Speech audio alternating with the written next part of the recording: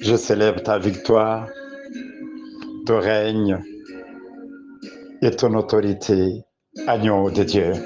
Alléluia. Peuple de Dieu, bien-aimés frères et sœurs, je vous salue dans le précieux nom de notre Seigneur Jésus. Par la grâce de Dieu, ce matin, je viens encore vous partager un dernier sous-thème de l'enseignement de ce mois, un sous-thème intitulé « Les formes extérieures de la piété ». Dans 2 Timothée, chapitre 3, le verset 5, il est écrit « Certes, ils resteront attachés aux pratiques extérieures de la piété, mais en réalité, ils ne voudront rien savoir de ce qui en fait la force. Détourne-toi de ces gens. » J'aime ce que l'apôtre Paul avait dit à son fils Timothée auparavant, dans 1 Timothée 4, 8.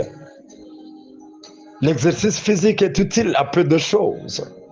La piété, elle, est utile à tout, puisqu'elle possède la promesse de la vie pour le présent et pour l'avenir. Alléluia. Parole du Seigneur. Le Saint-Esprit, par son instrument, l'apôtre Paul, nous avertit, même nous de notre époque, la corruption morale des derniers temps au sein de l'Église du Seigneur. Tout chrétien de n'importe quelle église est concerné par ce message. Il n'y a qu'un seul ciel des hommes et des femmes pieux, pas de ciel pour des chrétiens apparents. Des chrétiens qui restent attachés aux pratiques extérieures de la piété. Il n'y en a pas. Des places que le Christ est en train de préparer dans le ciel ne sont pas réservées aux faux chrétiens qui honorent Dieu par l'apparence. Un chrétien apparent est comme un tombeau bien construit, très bien décoré, mais qui garde un cadavre, des ossements. La forme, une manière d'être extérieure. Samuel a failli commettre une erreur prophétique. Dieu a intervenu rapidement et lui a dit « Ne te laisse pas impressionner par son apparence physique, sa taille imposante. Ce n'est pas lui que j'ai choisi. Je ne juge pas de la même manière que vous les hommes. L'homme ne voit que ce qui frappe les yeux. Mais moi, l'Éternel, je regarde au cœur. » 1 Samuel 16, 7. Frères et sœurs, le christianisme actuel est en train de dévier,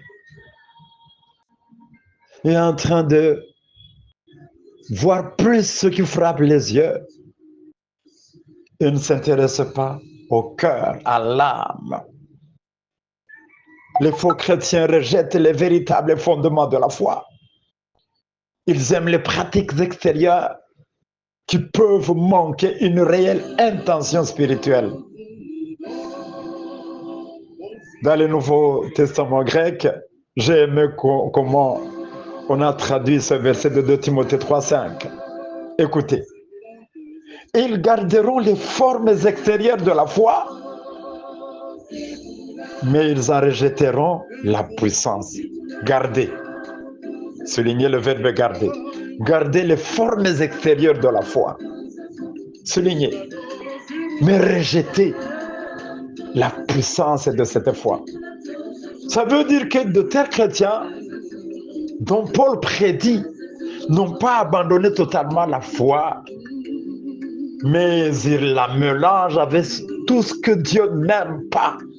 Ils interprètent la Bible de leur façon et vivent en faux chrétiens.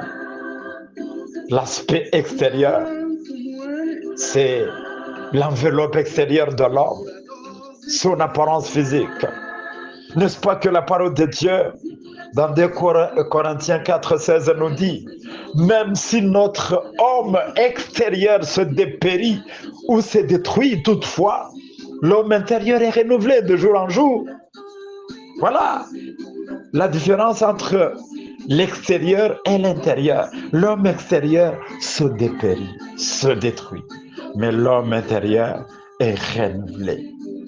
Je comprends ici que l'intérieur de l'homme est plus important que son extérieur. Autrement dit, tout ce qui est extérieur à l'homme est temporel et illusoire, mais ce qui est intérieur est invisible et éternel. Frères et sœurs, à notre époque, le diable est à l'œuvre pour séduire certains chrétiens, à montrer extérieurement qu'ils honorent Dieu, alors que leurs cœurs sont éloignés de lui. Cela est écrit dans Matthieu 15, 8 à 9. Son peuple m'honore des lèvres, mais au fond de leur cœur, enfin de son cœur, il est bien loin de moi. Le culte qu'il me rend n'a aucune valeur, car les enseignements qu'il donne ne sont que des règles inventées par des hommes. Combien de fois nous sommes à l'église dans des cultes? Mais si nous présentons cette forme extérieure de la piété, le culte que nous rendons à notre Dieu n'a aucune valeur. Nous nous attachons sur des règles inventées par des hommes, mais la foi en tant que telle, nous rejetons ses fondements. Frères et sœurs, le mot piété vaut la peine d'être bien compris dans cet enseignement. Il est important dans la vie d'un disciple de Christ. Nous avons dit que l'exercice physique est utile à peu de choses, mais la piété, elle, est utile à tout. Elle possède la promesse de la vie pour le présent et pour l'avenir. Avec la piété, nous vivons une relation intime avec Dieu dans le présent que dans l'avenir. La piété n'est pas quelque chose d'extérieur. C'est une discipline spirituelle par laquelle nous reflétons l'amour sincère envers notre Dieu. C'est une discipline qui démontre que nous sommes enracinés dans la connaissance du Christ. Elle n'a rien à voir avec tout ce que l'homme peut montrer extérieurement. Parler à langue comme tu veux, prêche comme tu veux, prophétise comme tu veux. Mais si tout ce que tu fais est extérieur, ne vient pas du cœur, alors là, tu perds ton temps. La piété se traduit par l'attachement, l'amour, le devoir, la dévotion. Non seulement à notre Dieu, mais aussi à notre prochain, à notre communauté, à notre société, à notre pays.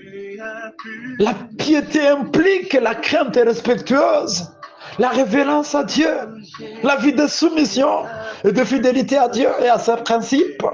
C'est un amour loyal d'un véritable chrétien, montrant l'application de son cœur et le respect vis-à-vis de la volonté de Dieu. Dans le Nouveau Testament, la piété est une réponse intérieure de respect, de vénération envers Dieu à travers son Fils Jésus-Christ. Pourquoi Dieu insiste-t-il sur ce message? Frères et sœurs, le texte d'Apocalypse 22, le verset 11, 14 et 15, nous dit ceci: que celui qui commet le mal continue à mal agir. Donc, au lieu de garder ta forme extérieure de piété, si tu aimes le mal, continue à mal agir. Si tu es impur, continue à t'adonner à l'impureté. Mais si tu es juste, continue à faire ce qui est juste. Si tu es saint, continue à te purifier. Et les versets 14 et 15 disent, heureux ceux qui lavent leurs vêtements. Ils auront le droit de manger du fruit de l'arbre de vie et de franchir les portes de la vie. Mais dehors, les hommes égoïstes, les hommes vantards, les orgueilleux, ceux qui aiment beaucoup plus le plaisir que Dieu, ceux qui ont la forme extérieure de piété, dehors, les hommes ignobles, tous ceux qui aiment et pratiquent le mensonge. Le Saint-Esprit nous parle, frères et sœurs, de cette époque. Au lieu qu'un jour nous soyons jetés dehors, Dieu nous appelle à vivre dans la sanctification, à savoir appeler le péché par son nom, à nous discipliner. Jésus-Christ à la croix a fait sa part. Faisons aussi notre part en gérant notre vie selon les principes de Dieu, en combattant contre les convoitises de la chair, contre le monde et le diable. Est-ce que nous pouvons demander à Dieu de nous effacer sur la liste des faux chrétiens, ces chrétiens qui ont la forme extérieure de la piété? Cette forme-là ne peut jamais te transformer. Elle ne peut pas attirer les autres au Seigneur. Elle n'a rien qui puisse plaire à Dieu. Rien qui puisse améliorer ta condition morale. Rien qui puisse améliorer ta vie. Frères et sœurs, pour éviter les formes extérieures de la piété, chacun de nous doit aimer Dieu de tout son cœur, de toute son âme et de toute sa force. Il doit chercher la sanctification, vivre de manière permanente dans la sanctification, s'attacher sincèrement à Dieu, ne rien faire qui soit contraire à la parole de Dieu, avoir une attitude de crainte, d'obéissance et d'amour dans tout ce que l'on fait, une conduite juste, éviter de faire des choses pour être vu. Prions pour que ce message fasse quelque chose dans nos cœurs et fasse de nous des véritables chrétiens de Christ en route vers le ciel, des chrétiens non corrompus moralement par les derniers temps. Que le Seigneur bénisse sa parole et nous bénisse tous. Au nom de Jésus-Christ. Quand il est là, c'est tellement facile. Quand il est là, je ressens la paix en moi. Quand il est là, j'aime. Quand il est là.